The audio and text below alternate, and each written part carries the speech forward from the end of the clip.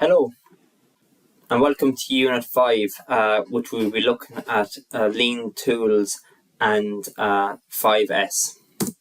So as I mentioned, what is a lean tool, and we'll be looking at the 5S approach. So lean tools are designed to reduce waste in organizations and improve quality control. So on the left you can see the definition, and on the right you can see a whole list of some lean construction tools. So starting at the top, we have an acronym of PDCA, which is Plan, Do, Check, Act, which is an ongoing, you plan the work you do, implement what you have just planned, you check it, see has it worked, and if it hasn't, you act on trying to do something again. A standard working is trying to implement a standard approach, so how much of that design or construction activities can we put into a standard work method or standard working, and then that's looking at how that comes in, what's the standard detail for that, so people are familiar with it, we understand the qualities that's needed for that item of work, and therefore can implement it faster and smoother. 5 Whys is a process of trying to ask why 5 times so you get to the bottom of what caused the issue or what difficulty is having. 5 S's of 6S we'll look at shortly. RCA is root cause analysis or fishbone diagram, also links in with the 5 Whys, trying to get to the root cause of what you actually caused the issue. Kanban is an approach that actually looks at how we try to reduce the amount of work activities we have at the one time, focus on getting activities completed and closed out, and pass on to the next person to do maybe the check or their part of their role. So it tries to reduce the workload across the whole range of activities or even within a team. Poka-yoke is mistake proof and trying to design out or mitigate the risks of actually the mistake taking place. VSM, value stream map, we looked at that in Unit 4. Gemba walk is a walk to go and see. So you go down to walk the site, have a look of what the concern is, or actually seeing what is taking place. So very important in construction projects, go and see and do a walk. And a 5A3 report is a process of caption, maybe a plan, do, and highlighting why things are caught, putting a plan in place, caption what happened, a bit of history behind, and it's a 1-page report structure. But we're not looking at it, just so you're aware of it. Won't be looking at it in this introductory unit. So looking at our 5 S's, so we have sort, set and order, shine, standardize and sustain. So in front of us we have and these start off with 1, 2, 3, 4, and it works in that order. You have to sort things and set in order before you work your way through to shine, standardize, and the last step being to sustain. So we have a slide on each one of these. So sort through materials, keep only the essential items needed to complete tasks, materials only on site when needed. So this is really looking at, we only bring together keep the materials or tools or equipment that we actually need on site. So we don't leave diggers sitting there saying maybe off hire and might need them in a month's time. These should be taken away, they're taking up space. So small tools in your containers, if you have 5 or 6 jerry cans and it's only 2 being used, well, them 4 jerry cans need to go off site back to the site depot because they're taking up valuable space. So the example there, you have a red tag on the right hand side. So the idea of that is you keep things you use close to you, like once a week to do the job, very close to you.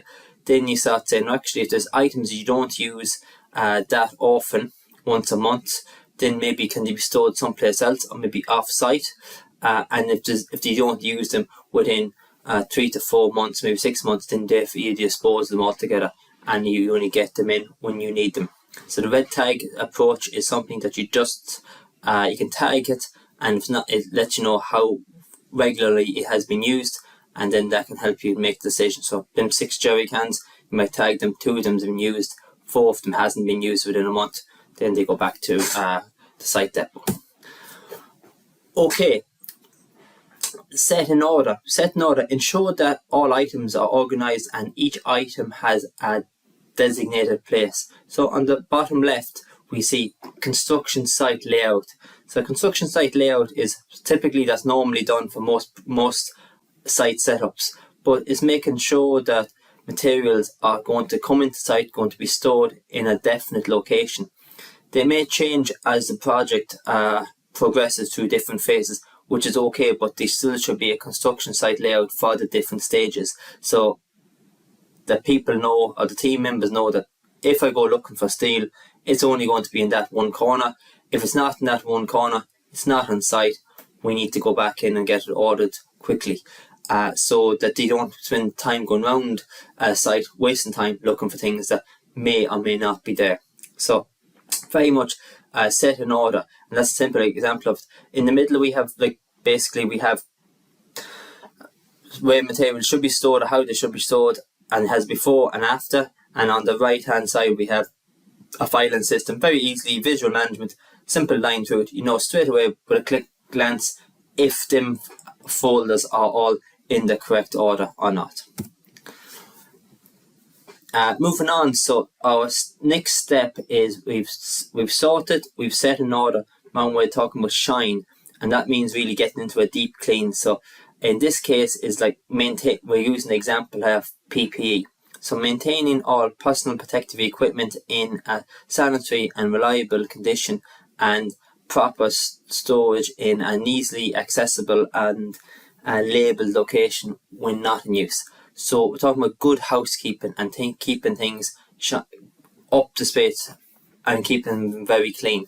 So we've sorted things, we've set in order, so things are getting well organised. Man with shine, and we're trying to get them maintain that they actually are kept clean, and good housekeeping is very important. So that's the we're putting things in place. So shining is we're getting that process going. Moving on to stage 4, standardise. So put the system in place to ensure that everyone does things the same way. So if you think about it, you start off a new project, you probably have a whole range of different subcontractors coming in, working on at different phases of a project, all through the different as the project progresses. So if you look, you might have stressed the importance of the groundwork subcontractor, and maybe to the portal frame contract if you're doing reinforced concrete. So this is how we want all your PPE to be hung up, cleaned, and actually put in place. So you looking about your standard way of working, so standardising. So, and this is how we expect the canteen to be left.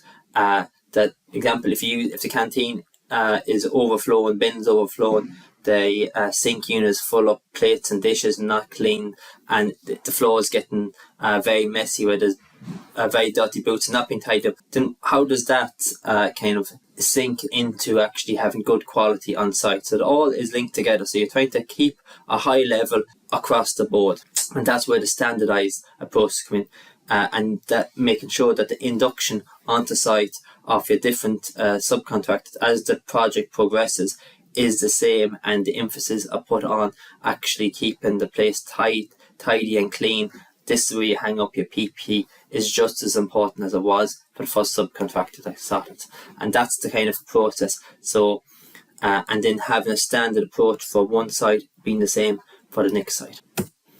And then our last S is sustain, and the idea behind this, the idea here is to continual commitment.